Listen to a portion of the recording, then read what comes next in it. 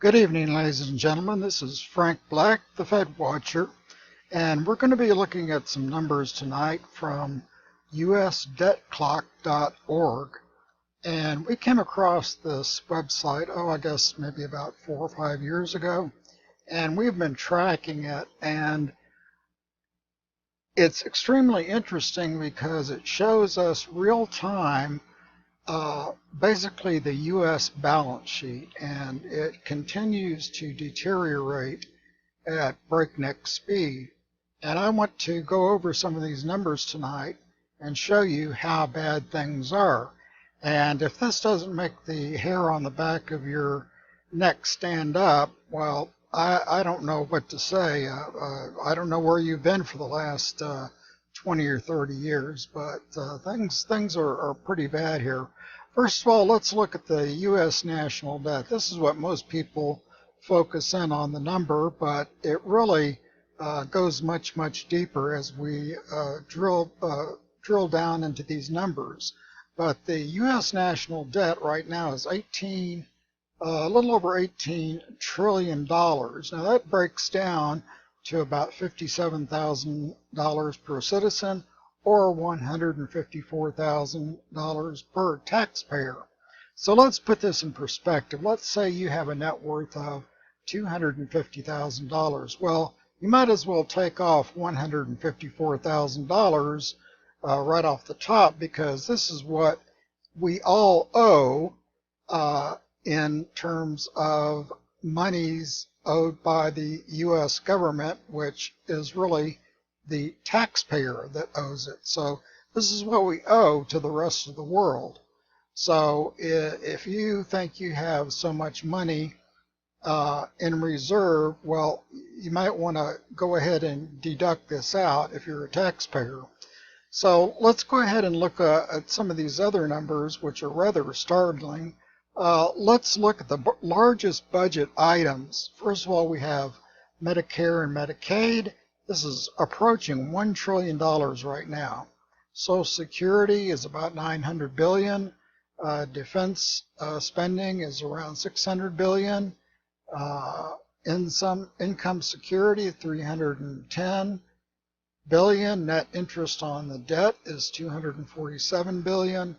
And federal pensions are $254 billion. So if we look at the U.S. total gross domestic product is 17 trillion, or right around 18 trillion, and look at this number up here, the U.S. national debt, well, they don't quite add up. This should actually be larger than this number here, but it's not. So we have a gross debt to GDP ratio of 103%. Now, if you as an individual went to a bank and showed them this number right here, they would escort you out very quickly. Basically, this means you're insolvent as an individual. But of course, the federal government can print as much money as they want. So essentially, even though they're broke, they can say they're not broke because they can print essentially whatever they want to. Now let's look at the breakdown. The U.S. total debt right now is $61 trillion. Now the global gross domestic product is right around 70 trillion. So we're looking at, we're approaching almost 100% of global GDP as far as our debt. So let's look at the numbers that make up our total debt. First of all, we have total personal debt, which is about 17 trillion. Mortgage debt is 13.5 trillion. Now here's the real kicker right here, is student loan debt. This is $1.4 trillion. And there are a lot of students right now with liberal arts degrees who can't find a job. They're moving back in home because there is no way for them to pay this off at the current rate of interest and their income. Credit card debt is approaching $1 trillion, and of course it 25% interest. How in the world are people ever going to pay this off? So this breaks down to $52,000, $614 per person as far as what they owe in total debt. Okay, we're going to kind of skip the monetary figures because we have covered this or are covering this in a separate video. And if you look at our videos, it's has to do with the statistics we have pulled from the St. Louis Federal Reserve website. So we're going to skip this right here. But let's go down here and look at the not the assets right now. We'll skip the assets, but let's look at what's called unfunded liabilities. Okay, the U.S. Federal budget deficit right now is $5.4 trillion. Social Security liability, now this is what's going to be owed in the future, is right around $14 trillion. Medicare liability is $27 trillion, which adds up to total U.S. unfunded liabilities of almost $100 trillion. That's a lot of money, or if you want to break it down per taxpayer, that's $819,000 per taxpayer. So let's look at how people are doing overall.